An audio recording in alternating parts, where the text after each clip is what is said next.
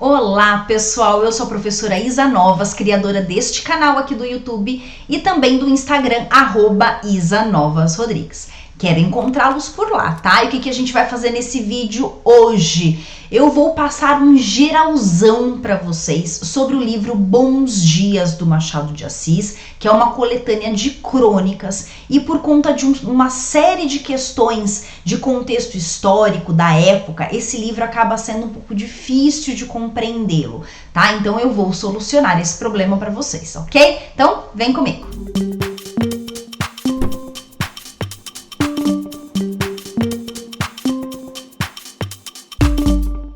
Lembrando que eu vou usar um material que eu criei, tá? Eu não copiei esse material de lugar nenhum.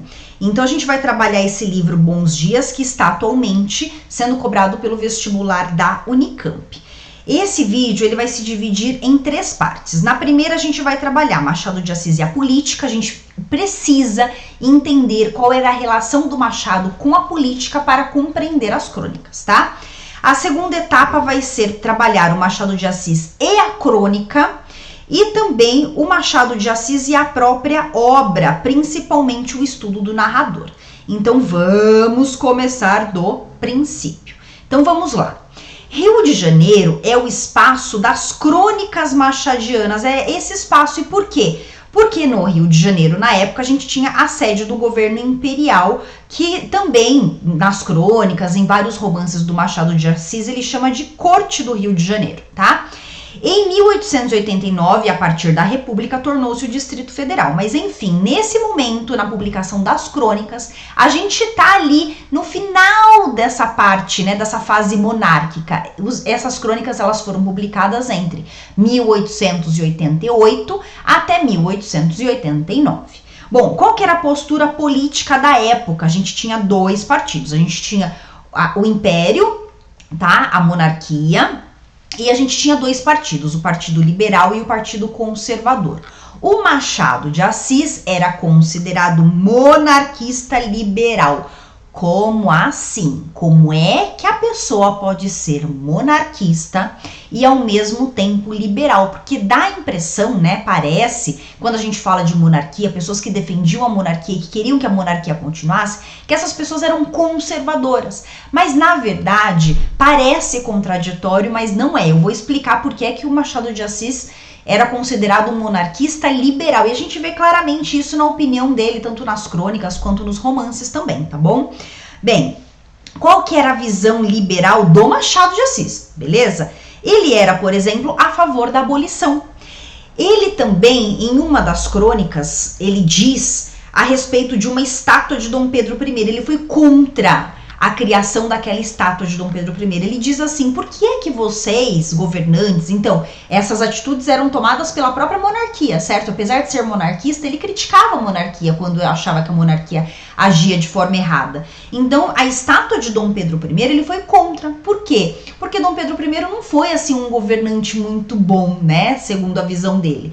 Então, ele queria uma estátua, por exemplo, do Tiradentes. Por que vocês não criam uma estátua do Tiradentes? Por que vocês não criam uma estátua do José Bonifácio? Pessoas que foram favoráveis à independência do Brasil, né? Pessoas que lutaram pela independência. Então, era essa a visão dele. Apesar de ser monarquista, de querer que a monarquia continuasse, ele tinha uma visão muito liberal, tá? Porque ele queria, por exemplo, a abolição. Ele era a favor do Tiradentes, era a favor do José Bonifácio. Ele era contra, por exemplo, intolerância religiosa. Ele era a favor de liberdade religiosa. Na época existia um jornal católico chamado A Cruz, que perseguia as pessoas que não seguiam a religião católica. Então ele era extremamente contra esse jornal. E ele falava abertamente, tá? Contra esse jornal.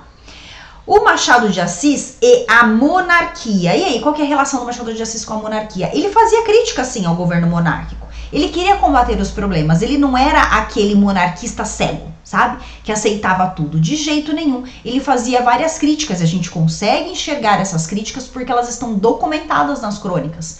Não só nas crônicas Bons Dias, tá? Em várias outras crônicas que ele escreveu ao longo de toda a sua vida.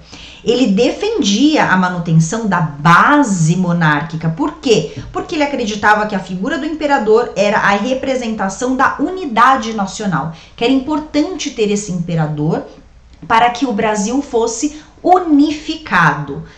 E vamos então agora pensar na questão da república. Por que o Machado de Assis era contrário à república? Ele preferia uma monarquia liberal do que a república. Eu vou subir aqui para vocês poderem enxergar, tá? Ele dizia assim, olha, que o conhecimento sobre a república era teórico. Até 1888, antes da república surgir, era tudo teórico, certo? Ele nunca tinha vivido a república. Toda a vida dele, ele viveu com a monarquia. Então, ele não sabia como era a república. Ele achava que, com a república, perderia a unidade nacional, que era representada pelo imperador. Ele achava que o país seria governado por aventureiros, né, que teria essa falta de liderança, uma anarquia social. Ele achava que a república ia levar para o poder pessoas que não eram capazes de governar, eram aventureiros. Ele acreditava também que a administração pública com a monarquia ficaria nas mãos das elites financeiras, principalmente os grandes fazendeiros de café. E essas pessoas defenderiam os próprios interesses. Essas pessoas, esses grandes fazendeiros, perderiam com a abolição, por exemplo, que o Machado de Assis tanto lutava. Ele lutava pela abolição. Mas esses fazendeiros, se assumissem o poder, porque a elite cafeicultora, né, que assumiria o poder então, com a república, iria governar para os próprios interesses, tá? Não olhariam para os interesses da população. Então, com esse slide aqui, será que vocês conseguiram compreender? Gostaria que vocês comentassem aqui. Vocês conseguiram compreender por que essa visão do Machado de Assis, quando a gente fala de um monarquista liberal, ela não é contraditória? Porque ele acreditava que com a república, o Brasil perderia essa unidade e, além disso, pessoas da elite entrariam no poder e essas pessoas defenderiam os seus próprios interesses e não os interesses do povo, ok? Vamos agora para a segunda parte do meu slide, e aqui nós vamos falar sobre Machado de Assis e a relação dele com a crônica. O Machado de Assis, ele começou a escrever crônica em 1959, olha só. O primeiro romance só surgiu em 1872, tá? Com Ressurreição, foi o primeiro romance que ele publicou. Então, ele foi muito mais experiente com escrita de crônicas do que com escrita de romances, tá? O Machado de Assis escreveu crônicas durante a vida dele toda. Ele começou quando ele tinha 20 anos e escreveu crônicas até morrer, tá? Foi considerado um grande cronista antes mesmo de escrever suas obras realistas, antes de começar o realismo, a fase do realismo que tornou Machado de Assis tão famoso, ele já era muito conhecido, muito valorizado pela sua escrita de crônicas, tá? Ele ganhou relevância no meio jornalístico por conta das crônicas, foi contratado por diversos jornais e trabalhou em vários deles simultaneamente. Teve vários pseudônimos, apelidos, para que ele pudesse nas crônicas meter o pau em todo mundo, falar mal de todo mundo, sem ter medo de represália, tá? E por conta disso ele fez muitos amigos e fez muitos inimigos nesse processo. Aqui eu deixei para vocês verem como que era, né, a carinha da Gazeta de Notícias, interessante. Então, Gazeta de Notícias, Bons Dias, as crônicas Bons Dias foram publicadas nesse jornal chamado Gazeta de Notícias. Publicou grande parte das crônicas do Machado de Assis, ok? Durante toda a sua vida. Ele escreveu crônicas em outros jornais também. Foi um dos grandes veículos de comunicação do Rio de Janeiro. Ele foi o primeiro jornal, ele fez uma grande inovação, porque ele foi o primeiro jornal a ser vendido nas ruas. Antes disso, os jornais, eles precisavam de assinantes. E aqui, a Gazeta de Notícias, ela acabou inovando nesse quesito, porque ele não precisava mais de assinantes. Eles começaram a vender os jornais nas ruas, então eles faziam muitas tiragens dos jornais.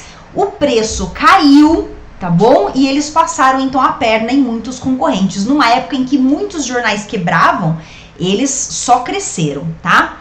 E daí a gente tem aqui também, né, sobreviveu por um grande período e muitos concorrentes faliram nessa mesma época. Vou subir aqui para vocês poderem enxergar. Sobre a publicação dos Bons Dias, a gente tem 49 crônicas que foram publicadas entre 5 de abril de 1888, pouco tempo antes da abolição, e a última crônica saiu no dia 29 de agosto de 1889, pouco tempo antes da proclamação da República. Ele iniciava as crônicas, todas elas com bons dias, e finalizava com boas noites. E boas noites era a despedida dele. Essas crônicas, elas não eram assinadas, então isso garantia o anonimato e, por consequência, garantia a liberdade de expressão, que era o que ele queria, poder falar mal de todo mundo, poder criticar todo mundo de uma forma extremamente irônica, tá? E não sofrer com isso. A terceira parte aqui, a gente vai falar sobre o narrador. Deixa eu ampliar, porque essa parte é muito importante. Então vamos lá. O narrador, todas as 49 crônicas têm o mesmo narrador. E esse narrador é chamado de Policarpo. Ele é um relojoeiro aposentado de 62 anos, 13 anos mais velho do que o Machado de Assis, na época, tá, da publicação, exatamente porque o Machado de Assis queria mostrar que ele era distante desse narrador. Esse narrador, esse relojoeiro, não tinha absolutamente nada a ver com o próprio Machado de Assis. As ideias eram extremamente contrárias, tá? A profissão de relojoeiro na época era muito relevante. Então esse relojoeiro, ele tinha prestígio na sociedade carioca. Ele era amigo de senadores do Império e ele tinha uma postura de desprezo pelo outro, especialmente pelos menos favorecidos.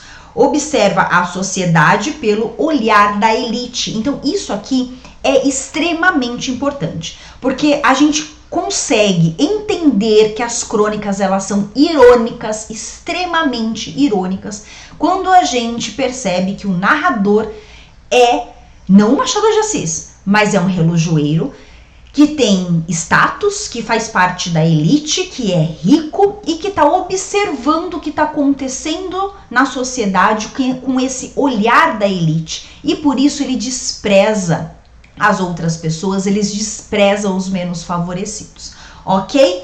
Então é isso, ficamos por aqui.